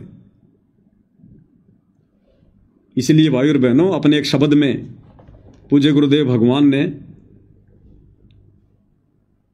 हमें चेताया है, हमें बताया है। गुरुदेव भगवान ने बताया कि एक बार मीराबाई जब नगरी को छोड़कर भक्ति के लिए वृंदावन चली गई थी, तो साधु संतों के साथ में रहने लगी, वहीं सोने लगी। हालांकि देख रेख उसकी परमात्मा कर रहे थे, अपनी आत्माओं के साथ परमात्मा रहते हैं, भले हमें ना दिखाई दे। तो मीराबाई राजघराने से थी, राठौड़ परिवार से थी, शकल से भी सुंदर थी, युवा थी। तो जहां वो रह रही थी वृंदावन में, वहां एक निकम्मे संत की कुदृष्टि पड़ गई। रात्रि को सोते समय वो मीराबाई के साथ में बकवाद करने की कोशिश करने लगा। तो मीराबाई ने जैसे तैसे करके अपनी इज्जत बचाई और दूसरे दिन जब प्रवचन हो रहा था, वो व्यक्ति वहां आगे बैठा हुआ था और जब मीराबाई का नंबर आया और जब मीराबाई सत्संग करने लगी तो उस व्यक्ति ने पहचान लिया कि ये तो वही है रात वाली, और तूने तो इसके साथ में बकवाद करनी चाहिए थी और अब ये सबके सामने बताएगी और यहां लोग तेरी जूतों से पिटाई करेंगे। तो मीराबाई को देखते ही उस निकम्मी आत्मा ने, जो सबसे आगे बैठा हुआ था, उसने नीची गर्दन कर ली, नीची शर्मा गया, वो पानी पानी हो गया, पसीना आ गया। तो मीराबाई उसको क्या कहने लगी, सत्संग में तू शर्मावे तेरे माड़े भाग से भाई रे, जहां ब्रह्मा विष्णु महेश देखे थे तनकती शर्म ना आई रे। सत्संग में तू शर्मावे तेरे माड़े भाग से भाई रे, जहां ब्रह्मा विष्णु महेश देखे थे तनकती शर्म ना आई रे। ठीक इसी प्रकार भाई और बहनों, जब कल गुरुदेव भगवान के आगे इन शतलोक आश्रम वालों का आमना सामना होगा, जब परमात्मा सवाल जवाब करेगा, या त्रिकुटी पर जब सतगुरुदेव भगवान से आमना सामना होगा, सवाल जवाब होंगे, तब ये क्या जवाब देंगे? ये भी उस निकम्मी आत्मा की तरह शर्माएंगे, पसीने पसीने हो जाएंगे कि जिस समय तुम बकवाद कर रहे थे तब तुम्हारे को शर्म क्यों नहीं आ रही थी? ये कौन से भक्ति कार्य थे? परमात्मा कहेगा, जब मैं नीचे ज्ञान दे रहा था, सतगुरु बन के गया था। देखना भाई, फिर से गई लाइट।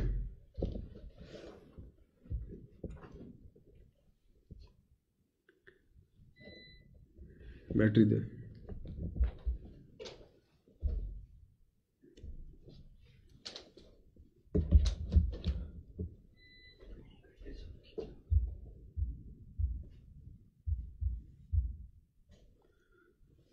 तो जब हम कल को त्रिकुटी पर जाएंगे तब यही सतगुरुदेव भगवान मिलेंगे और वहां सवाल जवाब करेंगे।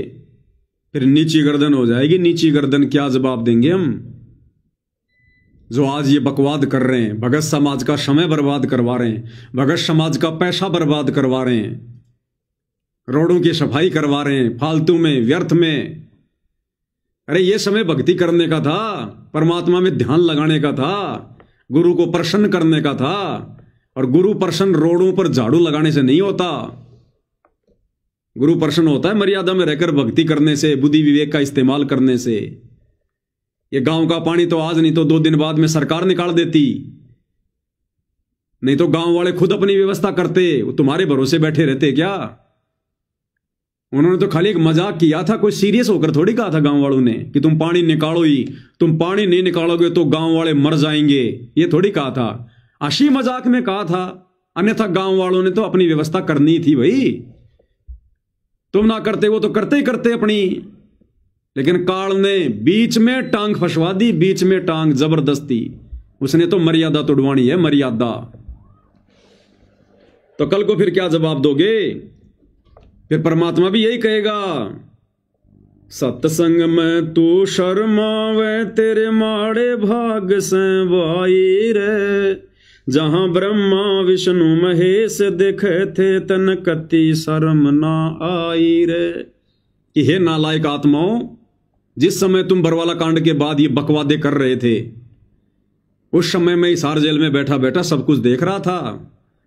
तब तुम्हें शर्म क्यों नहीं आई? तब तुम क्यों बढ़ चढ़ के बकवादे कर रहे थे? और अब तू पसीने पसीने हो रहा है। मूल कमल में गणेश का वासा, या सतगुरु ने समझाई रे, स्वाद चक्र में ब्रह्मा रहते संग सावित्री माई रे। मेरा भाई उस निकम्मी आत्मा को कह रही है संकेतों में कि नालायक इंसान, जब तू मेरे साथ में छेड़छाड़ करने का प्रयास कर रहा था, अरे उस समय तेरे को शर्म क्यों नहीं आई? इसी शरीर में ये भगवान बैठे हुए थे, मूल कमल में गणेश जी बैठे हुए थे, वो देख रहे थे वहां पर सारा सब कुछ। तेरे को उस भगवान से शर्म क्यों नहीं आई?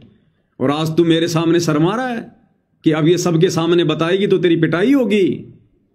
मेरे से तू शर्मा रहा है, घबरा रहा है, और जहां भगवान देख रहा था तेरे को मूल कमल में बैठकर, तब तुझे शर्म नहीं आई? तो त्रिकुटी पर जाकर इनकी नीची गर्दन हो जाएगी आश्रम वालों की। तब भगवान कहेगा, अरे गधे, जब मैं धरती पर था तब तो तू मेरे को मानुष मान रहा था, एक गुरु मान रहा था, उस समय तुझे डर नहीं बना, तुझे शर्म नहीं आई, और अब तू शर्मा रहा है। मूल कमल में गणेश का वासा, या सतगुरु ने समझाई रे, स्वाद चक्र में ब्रह्मा रहते, संग सावित्री माई रे। और श्वास चक्र में बैठे हुए ब्रह्मा जी और सावित्री देख रहे थे, तब तुझे शर्म क्यों नहीं आई? नाभि कमल में विष्णु विशंबर, जाके 3 लोक ठुकराई रे, वहीं लक्ष्मी माँ देखे थी, तन जो जो कुबद कमाई रे। तो जो जो कुबद ये आश्रम वाले आज कमा रहे हैं, बरवाला कांड के बाद पथ भ्रष्ट कर दिया इन्होंने परमेश्वर की आत्माओं को, मर्यादा तुड़वा कर। कल को जवाब देना पड़ेगा इन सब का।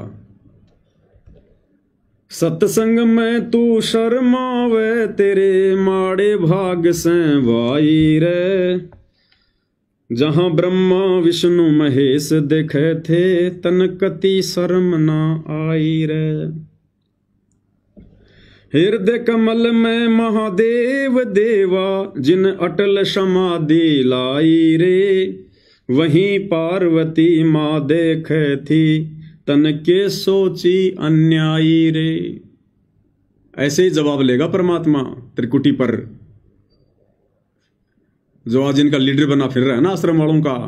परमात्मा ऐसे जवाब लेगा कि अन्यायी नीच आत्मा, तुझे उस समय शर्म क्यों नहीं आई? तेरे को कोऑर्डिनेटर मैंने किस लिए बनाया था? इन आत्माओं की भक्ति को आगे बढ़ाने के लिए, इनको मर्यादाओं का पाठ सिखाने के लिए हैं?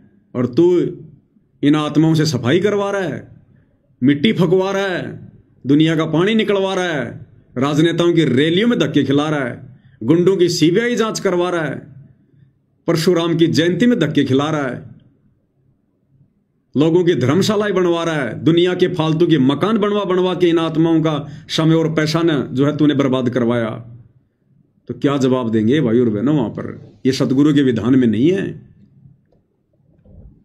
एक शिष्य ने क्या करना चाहिए क्या नहीं करना चाहिए, उसके लिए गुरु खुद रहनी करनी करके दिखाता है। करके ये बकवादे हमारे गुरुदेव भगवान ने कभी ना की, ना कभी अपने भक्तों से करवाई। ना राजनीति गुरुदेव ने खुद की, ना कभी अपने भक्तों से करवाई। अरे ये गरीबी तो सतगुरु रामपाल जी के समय भी थी, जब वे करोथा आश्रम में थे, बरवाड़ा आश्रम में थे। ये गरीब तो उस समय भी थे। उस समय तो भगवान ने किसी के मकान नहीं बनवाए, या उस समय भगवान गरीब था, भगवान के पास पैसे नहीं थे उस समय। अब तुम्हारे पास में ज्यादा पैसे हो गए।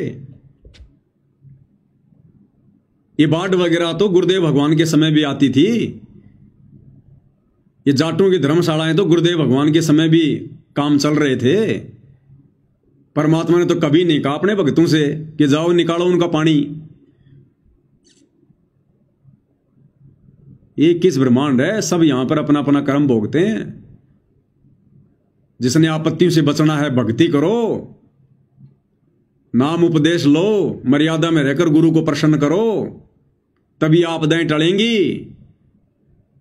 तुम एक जगह का पानी निकालोगे, 50 जगह बाढ़ आएंगी। कहां का पानी निकालोगे तुम? कल को तुम्हारे खुद के घर डूबेंगे तब क्या होगा? तुम्हारी खुद की जान पे आफत आएगी तब क्या होगा? फिर तुम्हारा पानी कौन निकालेगा कल को? अभी तुम्हारी आंखें बंद हैं, तुम्हें दिखाई नहीं दे रहा। कंठ कमल में तोहे बताऊं, बसै अविद्या माई रे, त्रिकुटी कमल में सतगुरु कबीर रहते, पूर्ण समर्थ साईं रे। कि त्रिकुटी कमल में बैठा हुआ वो कबीर भगवान सतगुरु रामपाल जी भी देख रहा था और देख रहे हैं वर्तमान में परमात्मा इन सारी बकवादों को। सत्संग में तू शर्मावे तेरे माड़े भाग से भाई रे, जहां ब्रह्मा विष्णु महेश देखे थे तन कति शर्म ना आई रे। सहस कमल में निरंजन जोगी दे घंटा शंख सुनाई रे, शंख कमल में दर्शन कर ले सत्य पुरुष आप गोसाई रे। सत्संग में तू शर्मावे तेरे माड़े भाग से भाई रे, जहां ब्रह्मा विष्णु महेश देखे थे तन कति शर्म ना आई रे। गुरु रामपाल जिन मेहर कर दी, दिया नाम जहाज बिठाई रे, बागपुर बले जगे दास के गुरु चरणों में लोलाई रे। गुरु रामपाल जिन मेहर कर दी, दिया नाम जहाज बिठाई रे, बागपुर बले जगे दास के गुरु चरणों में लोलाई रे। ये भाग जगे हैं साध संगत वालों के, सत्सेवक भाई बहनों के, जो इन बकवादों से हटकर, क्योंकि हमें धर्म कर्म की जानकारी दे दी गुरुदेव ने कि बच्चों ये कर्म भूमि है, यहां सब अपने अपने कर्म भोगते हैं। हमें भक्ति मिल गई, हमें यहां से अपना पीछा छुड़वाना है, हमने फटी में पैर नहीं फंसाना। तो भाई और बहनों, कैसे गुरुदेव भगवान ने साथ संगति से जोड़कर इन तमाम बकवादों से हमारे को बाईपास कर दिया, जो बकवादें काल इन आत्माओं के सिर पर बैठकर आए दिन करवा रहा है। तो भाग पुरबले जगे दास के गुरु चरणों में लो लाई रे। आज हमारी लो, हमारी लगन हमारे गुरुदेव के चरणों में है। हम इन बकवादों का हिस्सा नहीं बनते। सत्संग में तू शर्मावे तेरे माड़े भाग से भाई रे, जहां ब्रह्मा विष्णु महेश देखे थे कति शर्म ना आई रे। तो क्या कह रहा है इस भाई की बात को एक बार फिर से सुन लेते हैं। कह रहा हमने तो मजाक मजाक में, सरपंच साहब ने ऐसे ही हंसी मजाक में कह दिया, बोला भाई ये एक आधा मकान तो कोई भी बना दे, ये हमारा गांव का पानी निकाल के दिखाओ तब जाना था ने। तो काल तो तैयार बैठा था, तुरंत इंजेक्शन लगा दिया। और बेमतलब की प्रार्थना इन्होंने जाकर गुरुजी को बताई या नहीं बताई, इनका कोई विश्वास नहीं है इनका। ये तो खुद ही गुरु बने हुए हैं, खुद ही गुरु बन के बैठे हुए हैं। साहब ने एक हंसी मजाक के तरीके से ये बात कही होगी शायद कि भाई एक मकान तो कोई भी बना दे, मेरा तो गांव बाढ़ से पीड़ित है, आप गांव का पानी उतारो।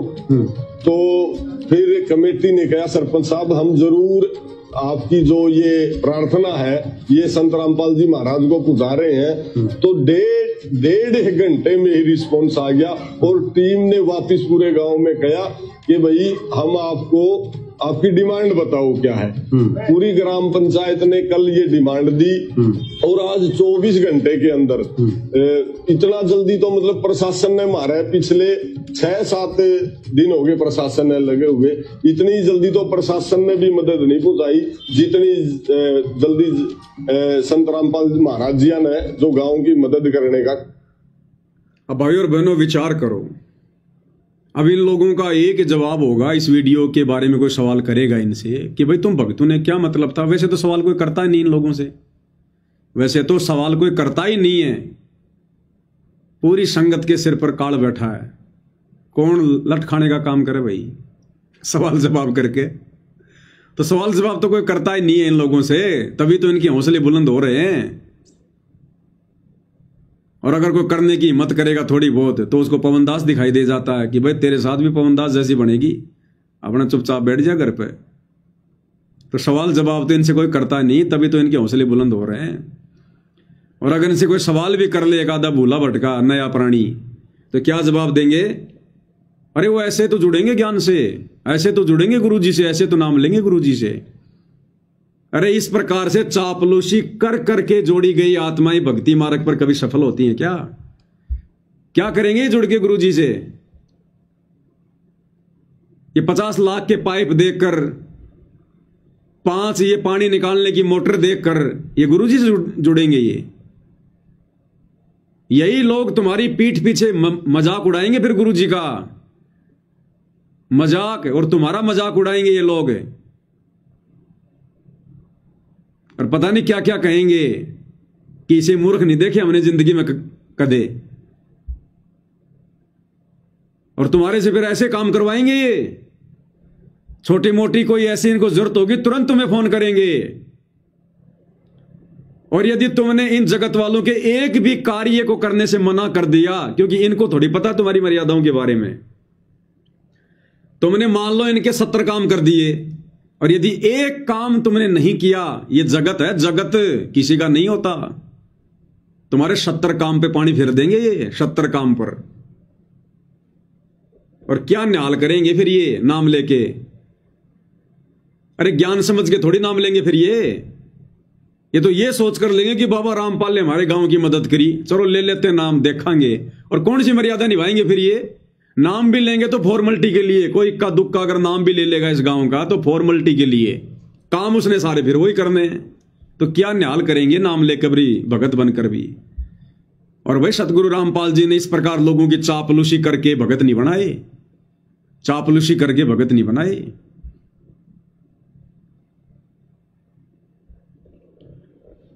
तो भाई और बहनों, आप और हम सत्सेवकों के ऊपर परमात्मा की बहुत बड़ी मेहर है, बहुत बड़ी रजा है। आए दिन इनके कुकर्मों को देखकर, भक्ति विरुद्ध मर्यादा तोड़वाने वाले कर्मों को देखकर आप और हमें कितनी दृढ़ता मिल रही है, कितनी सावधानी बरत रहे हैं हम। और बारंबार गुरुदेव भगवान से प्रार्थना करते हैं कि परमेश्वर हमारी बुद्धि पे तो आप ही सवार रहना, इस काल को तो आश्रम वालों की बुद्धि पे सवार रहने दो। परमात्मा हमें तो बचाना ऐसे मनवस कर्मों से।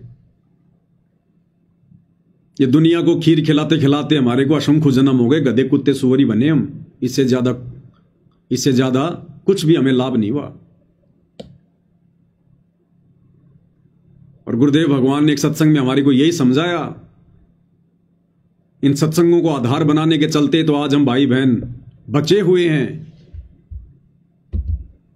इस सत्संग में गुरुदेव भगवान ने हमें एक छोटी सी कथा सुनाई है, छोटी सी कथा, और बार बार सुनाते हैं गुरुदेव, लेकिन निष्कर्ष क्या होता है इन कथाओं का।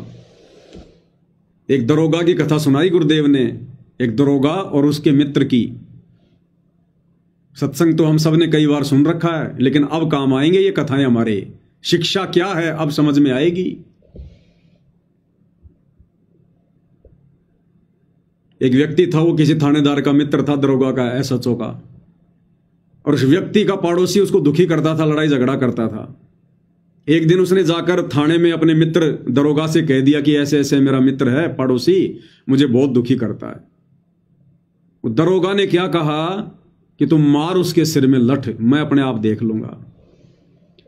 अब उस व्यक्ति ने अपने मित्र की बात को मानकर और राजा के संविधान को तोड़ दिया और अपने पड़ोसी के साथ में झगड़ा करके उसके सिर में लठ मार दिया। लठ मारते ही वो मर गया। मरने के बाद में जब जांच पड़ताल हुई तो राजा ने, सरकार ने उसी क्षेत्र के उसी दरोगा को, जो उसका मित्र था, उस दरोगा को भेजा कि उसको पकड़ के लेके आ, क्योंकि वो उसी के क्षेत्र में था। वो आदेश देने वाला ही फिर उसके हाथ में हथकड़ियां डाल के उसको पकड़ के लेके जा रहा है, क्योंकि उसने एक व्यक्ति के कहने पर, अपने मित्र के कहने पर राजा का विधान तोड़ दिया। सजा का भागी हुआ, फांसी टूटी उसको। अब ये कथाएं आज हमें समझ में आएंगी। ये बरवाला कांड 2014 हमारे ही मित्र, हमारे ही गुरु भाई सतलोक आश्रम वाले, जो आए दिन भगत समाज की मर्यादाएं तोड़वा रहे हैं, काल प्रेरणा से तरह तरह के भक्ति विरुद्ध कुकर्म करवा रहे हैं। कभी स्टेडियम बनवाते हैं, कभी आश्रमों में हॉस्पिटल खुलवाते हैं, कभी जाटों की धर्मशाला बनवा रहे हैं, कभी गुंडों की सीबीआई जांच करवा रहे हैं, अयोध्या में भंडारा लगवा रहे हैं आन उपासकों के लिए, आरक्षण में भक्तों को बैठा रहे हैं, चंदे में भक्तों का दान का पैसा लुटा रहे हैं, बर्बाद कर रहे हैं, आन उपासना में भक्तों को भेज रहे हैं परशुराम की जयंती में। नकली कबीर पंथियों की जयंती में सिरसा अनाज मंडी में भेज रहे हैं, और भी ना जाने तरह तरह के कर्म। और नादान संगत ने इन लोगों की बातों में आकर और परमात्मा का संविधान तोड़ दिया।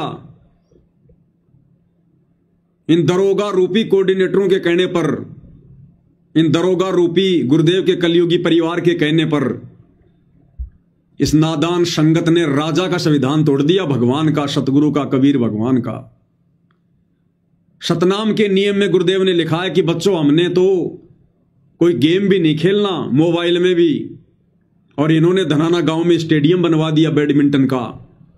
दरोगा के कहने से राजा का विधान तोड़ दिया। बार बार आपको ये बातें दास ने बताई है, बताता रहता है। और अंत में फिर क्या बनेगी इनके साथ में? उस व्यक्ति ने भी बड़ी खुशी खुशी अपने मित्र दरोगा की बात मानकर और पड़ोसी के सिर में लठ मारा था, फांसी टूटी उसको, फांसी।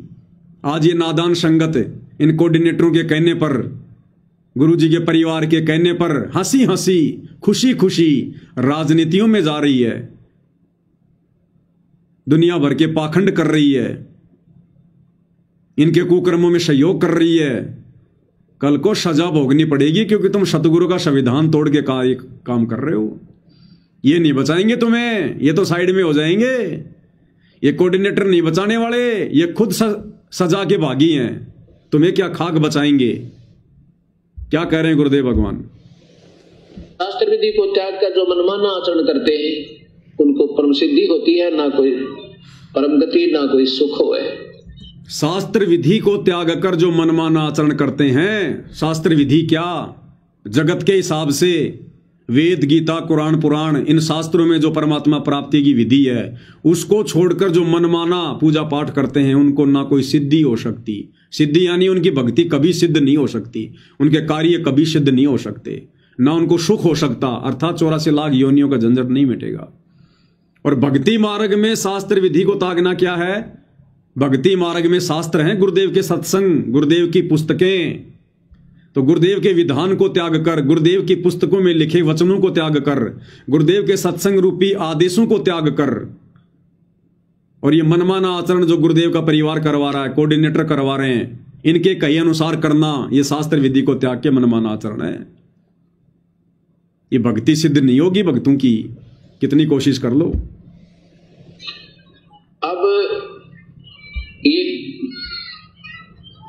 पितरों की पूजा, श्राद्ध निकालना कहां से प्रारंभ हुआ? इन पितरों के संकेत तक, पितरों के ये श्राद्ध निकालना, ये पितरों की पूजा करना कहां से शुरू हुआ? इन पितरों के संकेत से। इन पितरों ने किसी किसी में प्रवेश करके कि मेरे श्राद्ध निकालो, ये करो, वो करो। जैसे रुचि ऋषि को उसके पूर्वजों ने, जो पितर बने हुए थे, उन्होंने दर्शन दे दिए और वेदों के अनुसार साधना कर रही उस आत्मा को भ्रमित करवा दिया, वापस उसको कर्मकांड में लगवा दिया, श्राद्ध निकलवा दिए। इसी प्रकार ये पितर हैं, ये सतलोक आश्रम वाले, गुरु जी के परिवार वाले, कोऑर्डिनेटर, ये हम भक्तों के लिए ये पितर हैं, ये पितर। और ये पितर अपना मनमाना आचरण हमसे करवा रहे हैं। और क्या होगा फिर, इसका नतीजा क्या निकलेगा अंत में?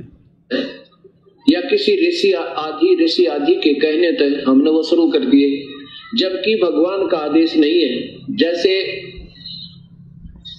किसी व्यक्ति का, गांव में एक व्यक्ति का दोस्त SHO था, थानेदार, और उस व्यक्ति ने अपने दोस्त से कहा कि मेरा एक पड़ोसी है, मुझे बहुत तंग कर रहा है, नाक में दम कर रखा है उसने, रोज परेशान करता है, शराब पी कर गाली देता है, कभी कुछ करता है, तो क्या इलाज करूं? SHO बोला कि मार लठ सिर में, मैं आप देख लूंगा। बोला 2 मार लठ उसके, मैं आप देख लूंगा। अब थानेदार की पाक ठाड, SHO का पाक सहारा, उसने जाकर अपने पड़ोसी का लठ मारा, मारते मर गया। तो वो एक दोस्त थानेदार उसका हथकड़ी लगा के लाया, अंदर कर दिया, ठाके फांसी टूट गया। ये आदेश किसका था? एक व्यक्ति विशेष का। ये आदेश किसका था? एक व्यक्ति विशेष का। इसी प्रकार वर्तमान में जो कुकर्म संगत से करवाए जा रहे हैं, ये आदेश हैं किसके? ये व्यक्ति विशेष के आदेश हैं, इन कोऑर्डिनेटरों के आदेश हैं, गुरुजी के कलयुगी परिवार के आदेश हैं। और व्यक्ति विशेष के आदेश गुरुदेव भगवान कह रहे हैं हमने किसी भी कीमत पर नहीं मानने, वो चाहे कितनी भी अटकलबाजी क्यों ना लगाओ। एक व्यक्ति विशेष का आदेश था, लेकिन राजा का आदेश नहीं था। हमने राजा का आदेश मानना है, किसी व्यक्ति विशेष का आदेश यानी किसी अधिकारी विशेष का हमने आदेश नहीं मानना। अगर वो संविधान के विरुद्ध है तो चाहे वो कुछ भी सिर पटके, तो चाहे वो कुछ भी सिर पटके, अगर संविधान के विपरीत वो आदेश है तो हमने नहीं मानना। तो धनाना गांव में जब ये बैडमिंटन का स्टेडियम बनाया जा रहा था, इस नादान संगत ने इन सत्संगों को आधार बनाना चाहिए था कि गुरुदेव भगवान अर्थात राजा के आदेश में, भगवान के संविधान में तो ये स्टेडियम बनाना नहीं है। मोबाइल में गेम भी देखना मना है, खेलना भी मना है, लेकिन इन्होंने विचार नहीं किया और एक व्यक्ति विशेष के आदेश को मान लिया और बढ़ चढ़ के पैसा दिया, उसमें मजदूरी करी। आनंदपाल सिंह राजस्थान का गैंगस्टर जो पुलिस एनकाउंटर में मारा गया, उसकी सीबीआई जांच का समर्थन करवाने के लिए सतलोक आश्रम वालों ने राजस्थान की संगत को राजस्थान के अजमेर में और हरियाणा की संगत को हरियाणा के भिवानी में राजपूत करणी सेना की रैली में बैठा दिया। उस रैली में जाने वाले नादान भक्तों ने विचार करना चाहिए था कि ये गुरुदेव भगवान के आदेश नहीं है, ये राजा के आदेश नहीं है, गुरुदेव के भक्ति संविधान में ये पाखंड नहीं है। संतों का और गुंडों का क्या मेल? संत गैंगस्टरों का समर्थन करेंगे क्या? आम समाज का आदमी भी ऐसी गलती नहीं करता। और संत रामपाल जी के भगत होकर हम गुंडों की सीबीआई जांच के समर्थन में जाकर बैठ गए। क्या मुंह दिखाएंगे हम कल को अपने गुरुदेव भगवान को? क्या सीखा हमने? क्या हमने सत्संग सुने? तो हमने व्यक्ति विशेष के आदेशों को माना, सतगुरु रामपाल जी भगवान के विधान के विपरीत जाकर सजा के पात्र हैं। ये गलतियां तो हो चुकी हैं, इनकी सजा तो मिलेगी मिलेगी। ये परमात्मा पक्षपात नहीं करता, निष्पक्ष होकर न्याय करता समय आने पर। राम किसी को मारे नहीं, मारे तो हत्यारा राम अपने आप ही मर जाएंगे कर कर खोटे काम। समय आने पर देखना भाई और बहनों, आज हमारे को चाहिए कितने बड़े बड़े भगत दिखाई दे रहे हैं, कितने बड़े बड़े राजनेताओं से इनके संपर्क दिखाई दे रहे हैं। जगत वालों पर लाखों करोड़ों रुपया संगत का 1 घंटे में उड़ा देते हैं ये लोग। आज हमें पैसे वाले दिखाई दे रहे हैं। ये चमक दमक समाप्त होते टाइम नहीं लगता जब इनके पाप का घड़ा भरेगा, क्योंकि मर्यादा तो टूटी हुई है, गुरु तो नाराज है। ये समझ नहीं पा रहे, गुरु को मानुष मानकर और सोच रहे बस बस हम तो जो भी आदेश लेते हैं गुरु जी खुशी खुशी दे देते हैं। अरे परीक्षा चल रही है, इस परीक्षा के समय में बच्चा पूछेगा कि मेरे बाप का नाम रामलाल की जगह श्यामलाल लिख दूं क्या? तो गुरु ये कहेगा बेटा लिख दे। इस समय तो संगत ने बुद्धि विवेक का इस्तेमाल करना चाहिए था, लेकिन संगत तो अपनी नैया डुबो चुकी है। अब तो भाई परिणाम शेष है, 90% परीक्षा समाप्त हो चुकी है। अब तुम चाकर भी भगत बनना चाहोगे तो भी नहीं बन पाओगे। चाकर भी तुम इतना पीछे जा चुके हो, इतना पीछे। तो गुरुदेव भगवान कह रहे हैं किसी व्यक्ति विशेष के आदेश नहीं मानने, चाहे कितना सिर पटका है। मां भी देख लूंगा। अब थानेदार की पाक है ठाड, SHO का पाक है सहारा, उसने जाकर अपने पड़ोसी का लठ मारा, मारते मर गया। तो वो एक दोस्त थानेदार उसका हथकड़ी लगा के लाया, अंदर कर दिया, ठाके फांसी टूट गया। ये आदेश किसका था? एक व्यक्ति विशेष का, एक व्यक्ति विशेष का आदेश था, लेकिन राजा का आदेश नहीं था। हमने राजा का आदेश मानना है, किसी व्यक्ति विशेष का आदेश यानी किसी अधिकारी विशेष का हमने आदेश नहीं मानना। अगर वो संविधान के विरुद्ध है तो चाहे वो कुछ भी सर पटके, तो उस इसी प्रकार जैसे ही दास आपको दिखाएगा एक मार्कंडे पुराण, किसी व्यक्ति विशेष का आदेश नहीं मानना। अगर वो राजा के विधान के खिलाफ है तो चाहे कितना ही सिर पटके। तो ये आश्रम वाले जब इनका कोई आदेश नहीं मानता है तो ये सिर ही तो पटकते हैं। तुम्हारा पीला पर्चा निकलवा देंगे, तुम्हें गुरुद्रोही घोषित करवा देंगे, तुम्हें आश्रमों में नहीं घुसने देंगे। ये होता है सिर पटकना, यानी जबरदस्ती अपने मनमाने आचरण का लोगों को हिस्सा बनाना। तो गुरुदेव कह रहे हैं वो चाहे कितना सिर पटका है, अगर तुम्हारे गुरु के विधान के खिलाफ वो कार्य है, तुमने सहयोग नहीं करना, चाहे कोई जी भी हो। गुरु के अलावा सब व्यक्ति विशेष हैं, व्यक्ति विशेष। तो हम सत्सेवक भाई बहन जीत में रहे, जीत में। और ये सारा का सारा श्रेय पूज्य गुरुदेव भगवान को है, जिन्होंने हमें सद्बुद्धि बख्शी, जिन्होंने हमें सद्बुद्धि बख्शी। क्योंकि हमने गुरु के सत्संगों को भगवान माना, गुरु की गैर हाजिरी में गुरु जी की पुस्तकों को हमने भगवान माना, उन पुस्तकों में लिखे आदेशों को हमने सर्वोपरि माना, सत्संगों में दिए गए आदेशों को हमने सर्वप्रथम माना। किसी व्यक्ति विशेष के आदेश नहीं माने हमने। भले हमारे को गालियां खानी पड़ी, धमकियां सहन करनी पड़ी, मुकदमे सहन करने पड़े, जेल जाना पड़ा, मार पिटाई खानी पड़ी, लेकिन हमने व्यक्ति विशेष के आदेशों को स्वीकार नहीं किया। और इसका नतीजा आज गुरुदेव भगवान ने हमें भक्ति की ऊंचाइयों पर बैठा रखा है। एक सत्संग में क्या कह रहे हैं गुरुदेव भगवान? भगवान भी यही बताने आए थे। उस भगवान के द्वारा बताए गए उस सारे अध्यात्म ज्ञान को इस दास के ऊपर रजा हुई। ये सत्संग सुनाए, सदग्रंथों से वो प्रमाण निकाले और वो आप तक पहुंचा दिए। तो वो भगवान ही समझो, वो पुस्तक आपके पास उस मालिक का संदेश है। वो पुस्तक क्या है? वो पुस्तक भगवान ही समझो, उस मालिक का आदेश ही समझो। वो पुस्तक जो आपके पास है, जो ज्ञान गंगा पुस्तक हमारे पास में है, जो जीने की राह पुस्तक हमारे पास में है, जो गुरुदेव भगवान के सत्संग हमारे पास में हैं, गुरुदेव कह रहे वो भगवान ही समझो, वो भगवान के आदेश ही समझो जो तुम्हारे पास में पुस्तकें हैं, जिनमें 30 साल से भगवान ने दुनिया से दुश्मनी मोल लेकर, लोगों की गालियां खा खा के, जेल जा जा के, और गुरुदेव ने हमारे लिए उसमें आदेश लिखे हैं। तो गुरुदेव कह रहे हैं वो पुस्तक भगवान ही है, वो पुस्तक आदेश ही है। ध्यान से सुन लो। ये सत्संग सुनाए, सदग्रंथों से वो प्रमाण निकाले और वो आप तक पहुंचा दिए। तो वो भगवान ही समझो, वो पुस्तक आपके पास उस मालिक का संदेश है। भगवान ही समझो, वो पुस्तक उस मालिक का आदेश है। वो तो हमने क्या भगवान के आदेश माने? हमने क्या, हमने सत्संग सुने? क्या हमने पुस्तकें पढ़ी? फिर गुरुदेव कह रहे हैं उन पुस्तकों को ही भगवान मानो, भगवान का आदेश है वो पुस्तकें। कल को गुरुदेव भगवान नहीं रहेंगे तब भी इन पुस्तकों में लिखे आदेश को ही दुनिया मानेगी, इन सत्संगों के आदेशों पर ही दुनिया चलेगी। फिर शतलोक जाकर कौन प्रार्थना लगाएगा गांव वालों की, जब यहां पर बाढ़ आएगी कि गुरुजी गांव वालों का पानी निकाल दे क्या? तब कौन जाएगा शतलोक? 1.5 घंटे में कैसे आदेश आएगा? तो भाई और बहनों, आप और हमने ज्ञान को आधार बनाया, पुस्तकों को अपना गुरु बनाया, अपना भगवान बनाया। इन पुस्तकों में, सत्संगों में छुपे आदेशों को, गुरुदेव की मर्यादाओं को हमने सर्वोपरि माना। इसलिए आज गुरुदेव भगवान हम सत्सेवकों को अपनी गोद में उठा के चल रहे हैं, अपनी गोद में उठा के।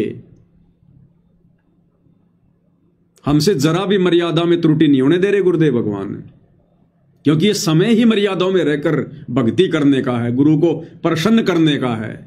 और काल तो भाई बकवाद करवाएगा, वो तो बराबर की शक्ति है, अपने स्तर पर वो भी बराबर की शक्ति है, बराबर का जोर लगा रहा है, वो दिखाई नहीं दे रहा, लेकिन भगवान से भी ज्यादा प्रयास वो कर रहा है, भगवान से भी ज्यादा चिंता उस काल को है।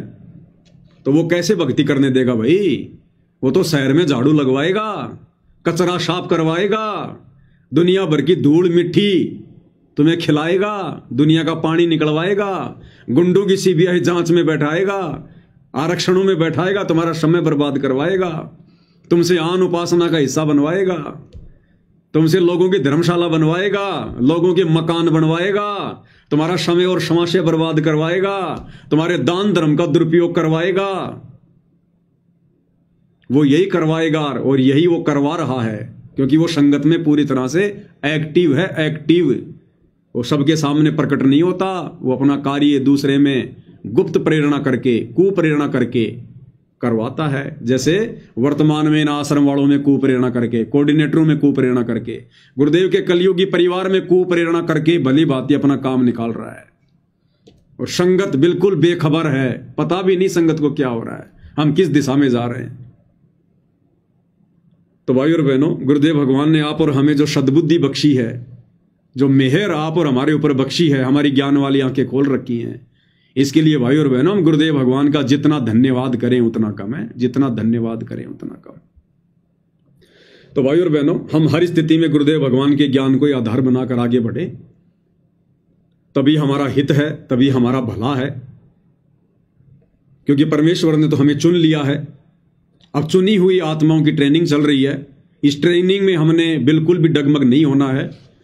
चाहे कोई भगत साथ संगति में आओ, चाहे कोई भगत साथ संगति में जाओ, हमने अब जो भी निर्णय करना है गुरुदेव के ज्ञान को आधार बनाकर करना है। अब ये देखा देखी का निर्णय नहीं चलेगा। अगर किसी ने देखा देखी करी, उनकी भी वही दुर्गति होगी, फिर जो दुर्गति इन आश्रमों से जुड़ी संगत की हो रही है। तो भाई और बहनों, आज की साथ संगति में केवल इतना ही। पूज्य गुरुदेव भगवान हम सभी को सद्बुद्धि प्रदान करें, हमारा मार्गदर्शन करें, हमें आशीर्वाद प्रदान करें। इसी के साथ साथ संगति को विराम देते हैं। बंदी छोड़ सतगुरु रामपाल जी परमेश्वर जी की जय हो।